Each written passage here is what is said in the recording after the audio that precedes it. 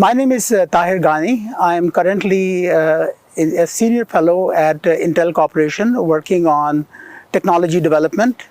I've been at Intel for the last 3 decades, where I've had the pleasure of working with some of the most innovative individuals and innovative teams, which have been responsible for introducing some of the biggest changes in transistor technology ever since the inception of transistors.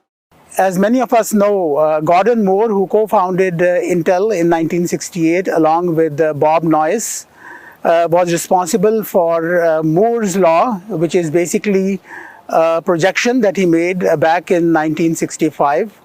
That projection has held up very well, which is very, very rare for something which basically increases in an exponential order to have held during the last 5 decades or so. And Moore's law is the cornerstone, which basically is the marching order as far as the industry is concerned for the last 5 decades. And now basically we will move into our building where we have our offices and labs. It is called the Moore Center, so we will be moving into Moore Center where we will discuss and share with you some of the many innovations that have come out in semiconductors during this time frame and how they have revolutionized the world. Now I will describe in very simple way the fundamental operating principle of an MOS transistor. I am not using any equations here. I'm trying to keep things simple and hopefully I can convey to you in clear terms of the fundamental working principles of these transistors. So what you see here is a cross-section of schematic cross-section of such a transistor. There are 3 terminals. There is a gate terminal, then there is a source and a drain.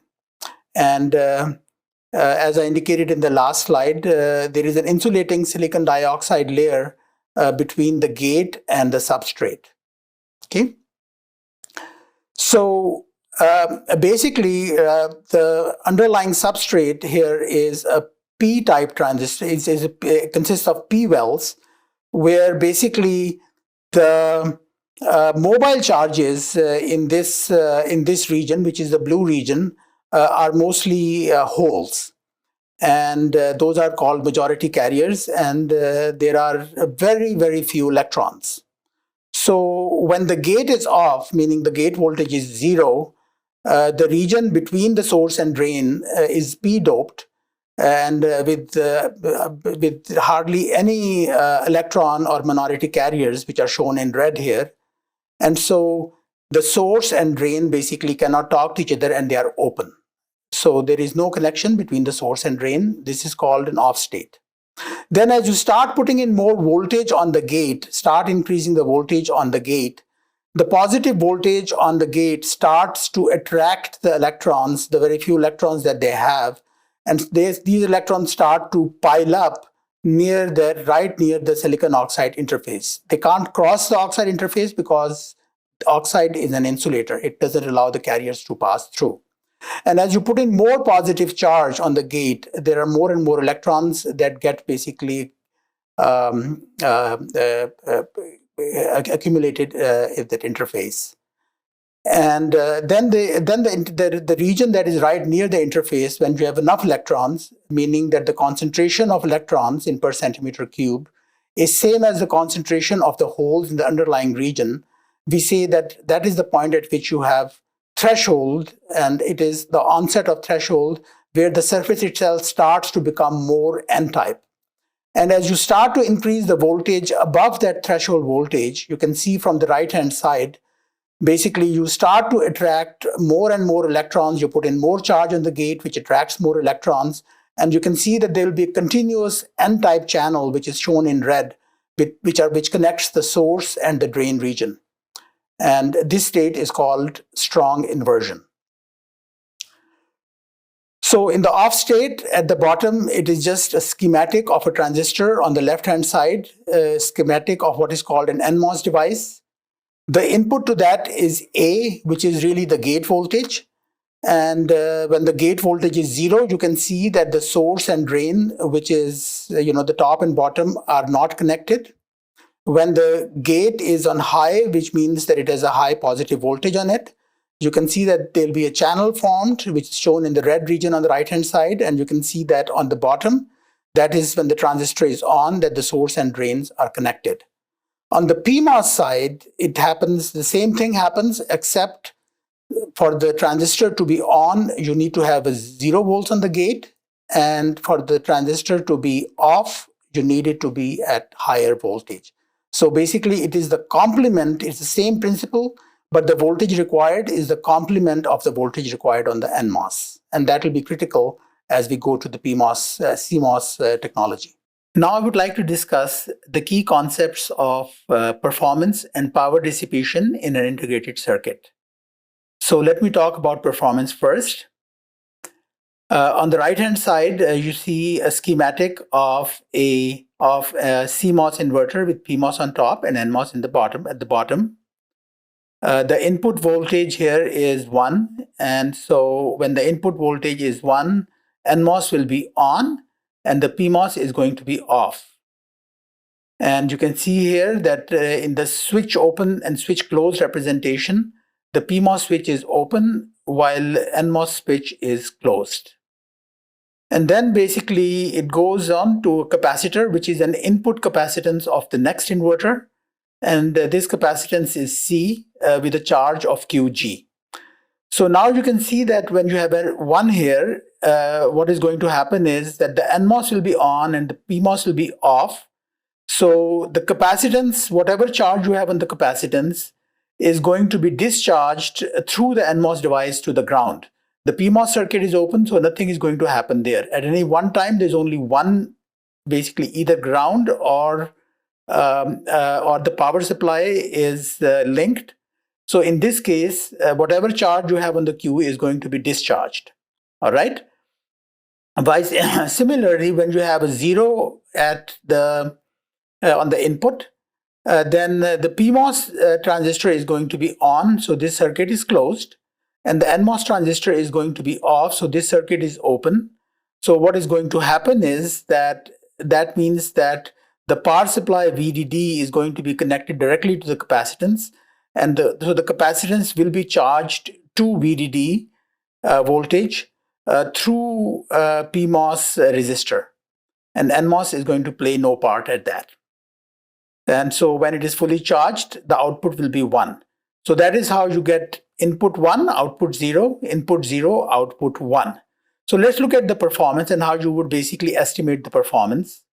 So let's look at the delay that basically is entailed when the NMOS basically discharges, then the capacitor discharges to the ground through the NMOS when the NMOS is on. So there is a charge QG here on the capacitor, which is simply the gate capacitance of the subsequent node multiplied by the voltage. And then if you divide that by I effective, that gives you the rate at which, the current gives you the rate at which the charge is being, the capacitance is being discharged. So the total charge on the capacitor divided by the rate at which the current is being discharged, which is I effective, will give you basically the time it takes to discharge it.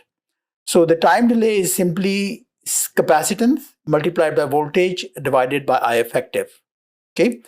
Once you have the time delay, then the frequency or the frequency is simply 1 over delay.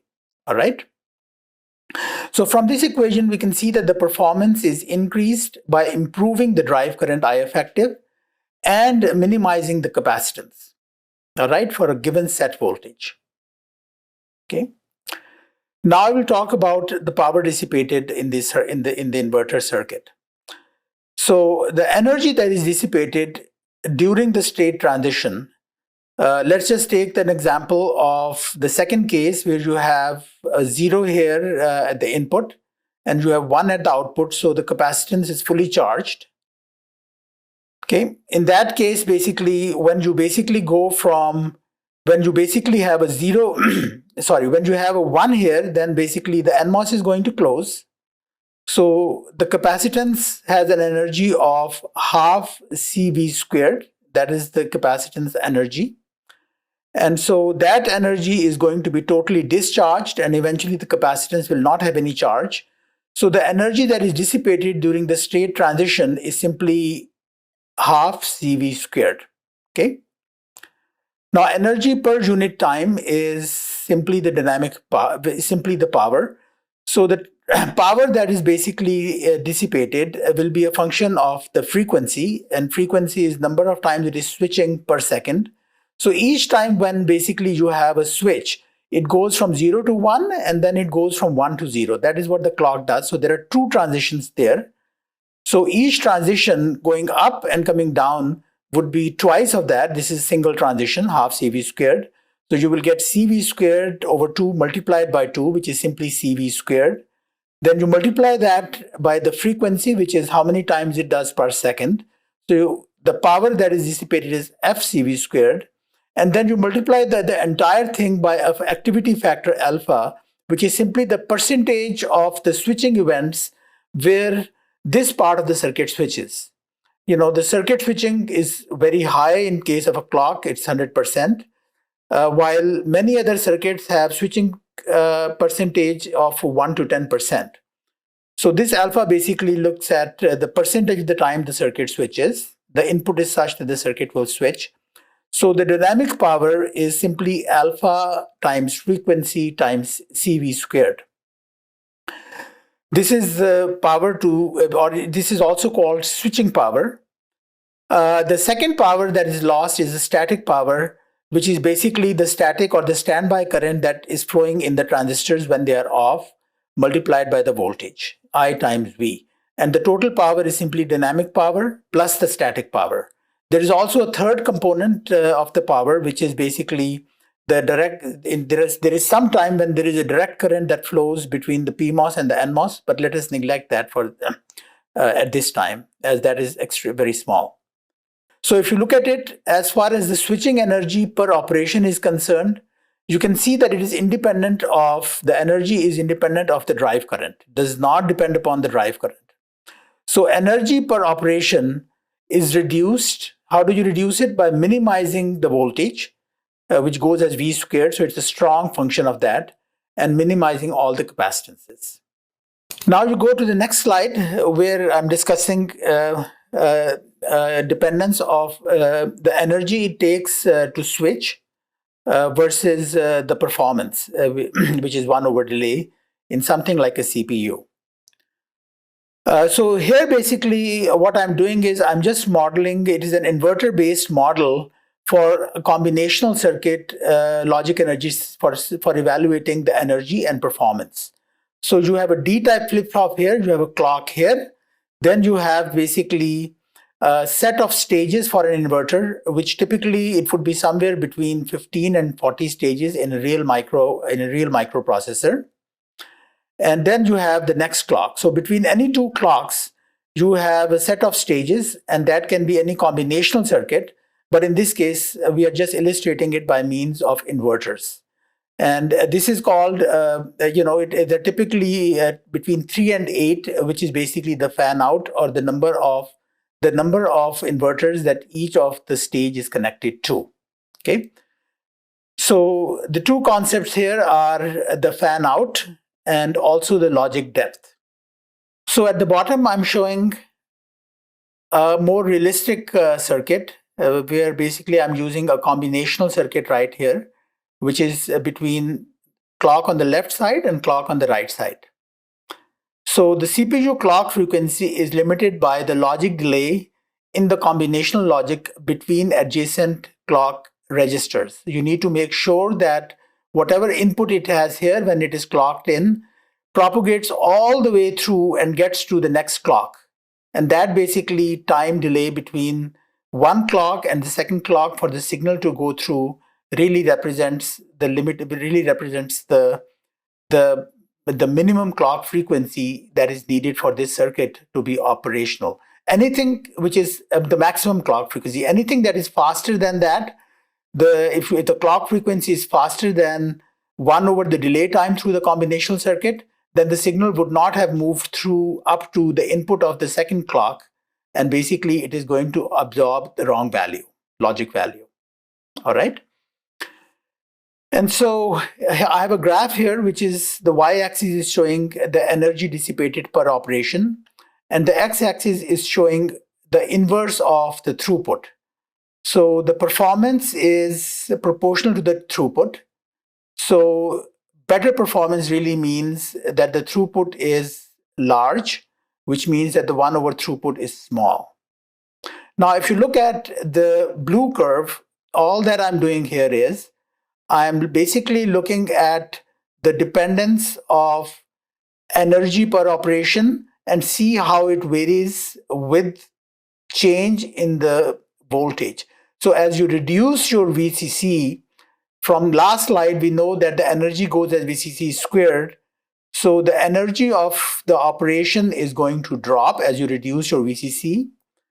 But also as you reduce your VCC, the performance is going to drop, or the delay is going to be larger, which really means that it is going to basically shift to the right. So this is basically the shape, the typical shape that one would expect of energy per operation dissipated versus 1 over throughput. All right. And so this is what you would get if you were to scale the VCC. It is just going to move along the blue curve from top to the bottom as you scale the VCC down. Now, this is for the case of a single core.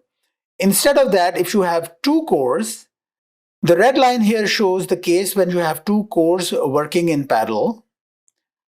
So as you can see that when two cores work in parallel, it enables better energy per operation at a given throughput. Basically you would have a vertical line here. So it would enable at a given throughput, it would enable better energy, better energy. Or the flip side is that it will basically have better throughput at a given energy for each operation. And the reason for that is that as you can reduce the voltage such that each of the cores is going to be working not as fast. But since you are moving twice the data to two cores that are in parallel, the overall data throughput is going to be larger. And that would basically mean that when two cores are worked together, you would basically be able to reduce your energy per core and have the same throughput as the single core. Or you can take advantage of it by having the same energy dissipated for the two cores together, while at the same time getting more throughput than the single core would have. And that basically means that you have improved your energy efficiency by having two cores in parallel instead of a single core. And that was the original motivation of having multi-cores.